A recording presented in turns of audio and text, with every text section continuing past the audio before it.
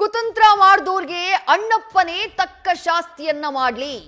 Mahesh Shetty Thimarodi, Sameer MD, Girish ಮಟ್ಟಣ್ಣವರಿಗೆ ಅಣ್ಣಪ್ಪನೇ ನೋಡಿಕೊಳ್ಳಲಿ ಅಂತ ಈಡುಗಾಯಿಯನ್ನ ಒಡೆದು ಬೇಡಿಕೊಂಡಿದ್ದಾರೆ ಧರ್ಮಸ್ಥಳದ ಗ್ರಾಮಸ್ಥರು. ಕುತಂತ್ರಿಗಳ ಕುತಂತ್ರಕ್ಕೆ ನೀನೇ ಉತ್ತರಿಸು ಅಂತ ಹೇಳಿ ಅಣ್ಣಪ್ಪನಿಗೆ ಮನವಿ ಮಾಡಿಕೊಂಡಿದ್ದಾರೆ. ಅಣ್ಣಪ್ಪ ಸ್ವಾಮಿಯ ದೇಗುಲದ ಮುಂದೆ ಭಕ್ತರು ಪ್ರಾರ್ಥನೆಯನ್ನ ಮಾಡಿದ್ದಾರೆ. ಧರ್ಮಸ್ಥಳದ ಬಗ್ಗೆ ಕುತಂತ್ರಿಗಳ ಕುತಂತ್ರ ಅನಾವರಣವಾಗ್ತಾ ಇದ್ದ ಹಾಗೆ ಸಿಹಿಯನ್ನ ಹಂಚಿ ಸಂಭ್ರಮಿಸಿದ್ದಾರೆ. ಜೊತೆಗೆ ಯಾರು ಈ ಕುತಂತ್ರವನ್ನ ಮಾಡಿದ್ದಾರೋ, ಯಾರು ಈ ಷಡ್ಯಂತ್ರವನ್ನ ಮಾಡಿದ್ದಾರೋ, ಯಾರು ಈ ಸಂಚನ್ನ ಮಾಡಿದ್ದಾರೋ ಅವರಿಗೆ ಶಿಕ್ಷೆಯಾಗಲಿ ಅಂತ ಹೇಳಿ ಅಣ್ಣಪ್ಪನಿಗೆ ಪ್ರಾರ್ಥನೆಯನ್ನ ಮಾಡಿಕೊಂಡಿದ್ದಾರೆ.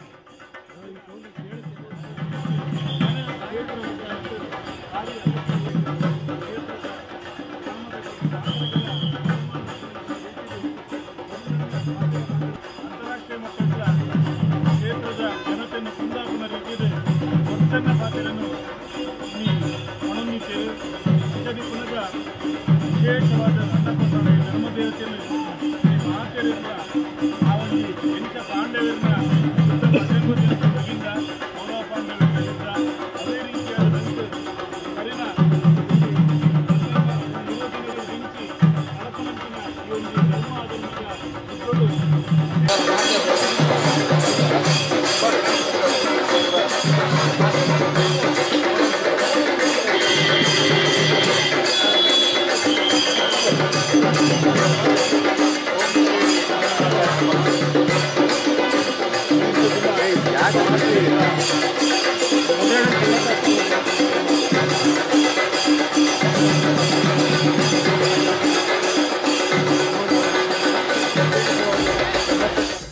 ಏನು ಈ ಧರ್ಮಸ್ಥಳದ ವಿರುದ್ಧ ಹುನ್ನಾರ ಮಾಡಿ ನಡೆಸ್ತಾ ಇದ್ರು ಅವ್ರಿಗೆ ಇವತ್ತು ಉತ್ತರ ಸಿಕ್ಕಿದೆ.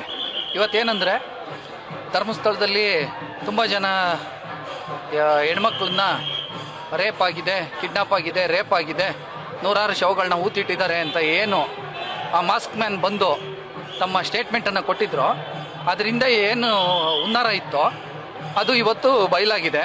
ಇವತ್ತೇನಂತ ಹೇಳಿದ್ರೆ ಇವತ್ತು ಪ್ರತಿಯೊಬ್ಬರದ್ದು ಅವ್ರದ್ದು ಸ್ಟೇಟ್ಮೆಂಟ್ಗಳು ಅವ್ರವ್ರದ್ದು ಕಾಂಟ್ರಡಿಕ್ಷನ್ ಸ್ಟೇಟ್ಮೆಂಟ್ಸು ಬರ್ತಾ ಇದೆ. ಸೊ ಅದ್ರ ವಿರುದ್ಧವಾಗಿ ನಾವು ಇವತ್ತು ಬಂದು ಇವತ್ತೊಂದು ಕಂಪ್ಲೇಂಟ್ನ ಕೊಟ್ಟಿದ್ದೀವಿ. ಕಂಪ್ಲೇಂಟ್ ಕೊಟ್ಟು ಈಗಾಗಲೇ DCM ಅವರು ಹೇಳಿದ್ದಾರೆ ಏನಂತ, ಇದ್ರ ಹಿಂದೆ ಧರ್ಮಸ್ಥಳದ ವಿರುದ್ಧ ಒಂದು ಷಡ್ಯಂತ್ರ ನಡೀತಾ ಇದೆ ಅಂತ ಅವರು ಒಂದು ಸ್ಟೇಟ್ಮೆಂಟ್ ಕೊಟ್ಟಿದ್ದಾರೆ. ಸೊ ಅದು ಯಾರು ಇದ್ರ ವಿರುದ್ಧ ಷಡ್ಯಂತ್ರ ಮಾಡ್ತಿದ್ದಾರೋ ಅವ್ರನ್ನ ತಕ್ಷಣ ಅವ್ರ ವಿರುದ್ಧ ಕಠಿಣ ಕ್ರಮ ಕೈಗೊಳ್ಳಬೇಕು.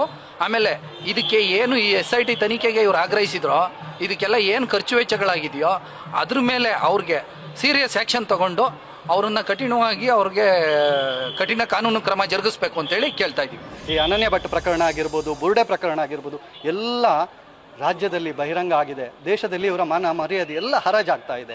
ಇದು ನಮಗೆ ತುಂಬ ಖುಷಿ ಕೊಟ್ಟಿದೆ. ಗ್ರಾಮದವರಾಗಿ ನಾವು 10-12 ವರ್ಷದಿಂದ ಈ ಒಂದು ಅಪವಾದನೆಗಳನ್ನೆಲ್ಲ ಸಹಿಸ್ಕೊಳ್ತಾ ಇದ್ದೀವಿ. ನೀವು ಅಂದ್ಕೊಳ್ಬೋದು ಕ್ಷೇತ್ರದ ಮೇಲೆ, ಹೆಗಡೆಯವರ ಮೇಲೆ ಮಾತ್ರ ಅಪವಾದ ಮಾಡ್ಕೊಳ್ಳೋದು, ನೀವು ಯಾಕೆ ಟೆನ್ಷನ್ ಇಲ್ಲ.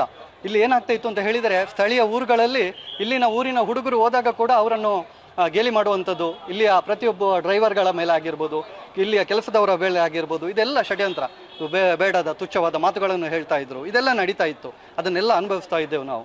ಇದಕ್ಕೆಲ್ಲ ಈಗ ತೆರೆ ಬೀಳ್ತಾ ಇದೆ. ಭಾರಿ ಖುಷಿಯಲ್ಲಿದ್ದೇವೆ ನಾವು. ಇತ್ತೀಚೆಗೆ ಈಗ ನೀವೇ ನೋಡಿರ್ಬೋದು, ಈ ಬೆಟ್ಟದ ಮುಂದೆ ಬಂದು ಧರ್ಮಸ್ಥಳ ಕ್ಷೇತ್ರದ ಬಗ್ಗೆ, ಇಲ್ಲಿಯ ಧರ್ಮಾಧಿಕಾರಿಗಳ ಬಗ್ಗೆ, ಊರಿನವರ ಬಗ್ಗೆ, ವಾಹನದವರ ಬಗ್ಗೆ, ವಾಹನ ಮಾಲೀಕರ ಬಗ್ಗೆ ಬಹಳಷ್ಟು ಅಪಪ್ರಚಾರಗಳು ನಡೆದಿವೆ. ಅದಕ್ಕೆ ಬಹಳಷ್ಟು ದುಷ್ಟ ಶಕ್ತಿಗಳು ನಮ್ಮ ವಿರುದ್ಧ ಹೋರಾಟ ಮಾಡ್ತಾ ಬಂದಿದ್ದಾವೆ.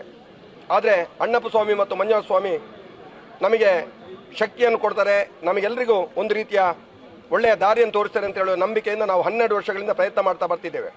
ಹಾಗಾಗಿ ಇವತ್ತೇನು ನಮ್ಮ ಬಗ್ಗೆ ಅಪಪ್ರಚಾರಗಳು ಆಗಿದ್ದೇವೋ ಅದರ ಬಗ್ಗೆ ಇವತ್ತು ಮಂಜುನಾಥ ಸ್ವಾಮಿ ಮತ್ತು ಅಣ್ಣಪ್ಪ ಸ್ವಾಮಿ ಕಣ್ಣು ಬಿಟ್ಟಿದ್ದಾರೆ.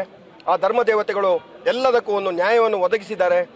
ಆ ಮೂಲಕ ಏನು ಅಪಪ್ರಚಾರಗಳು ಆಗ್ತಿದ್ವೋ ಅದೆಲ್ಲ ಸುಳ್ಳು ಅಂತ ಹೇಳುವಂಥ ಇದನ್ನು ಆ ಮಂಜುನಾಥ ಸ್ವಾಮಿ ಮತ್ತು ಅಣ್ಣಪ್ಪ ಸ್ವಾಮಿ ಅವರು ಮಾಡಿಕೊಡಬೇಕು.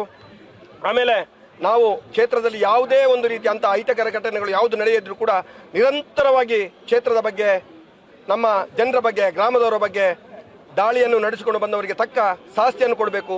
ಇದು ಪ್ರಾರಂಭ, ಏನೀಗ ಆಗ್ತಿದೆಯೋ ಅದು ಪ್ರಾರಂಭ ಮಾತ್ರ. ಇದು ಆದಷ್ಟು ಬೇಗ ಅಂತ್ಯ ಆಗಬೇಕು. ಅವರಿಗೆಲ್ಲರಿಗೂ ಆ ಮಂಜುನಾಥ ಸ್ವಾಮಿ ಮತ್ತು ಅಣ್ಣಪ್ಪ ಸ್ವಾಮಿ ಧರ್ಮ ದೇವತೆಗಳು, ಕ್ಷೇತ್ರದಲ್ಲಿ ನೆಲೆಸಿರುವಂಥ ಎಲ್ಲ ದೈವ ದೇವರುಗಳು ಅವರಿಗೆ ತಕ್ಕ ಶಾಸ್ತಿಯನ್ನು ಕೊಡಬೇಕು ಅಂತೇಳಿ ಇವತ್ತು ಪ್ರಾರ್ಥನೆಯನ್ನು ಮಾಡಿಕೊಂಡಿದ್ದೇವೆ. ನ್ಯೂಸ್ ಫಸ್ಟ್ ನಿರ್ಭೀತಿಯಿಂದ ನಿಮ್ಮ ಪರವಾಗಿ.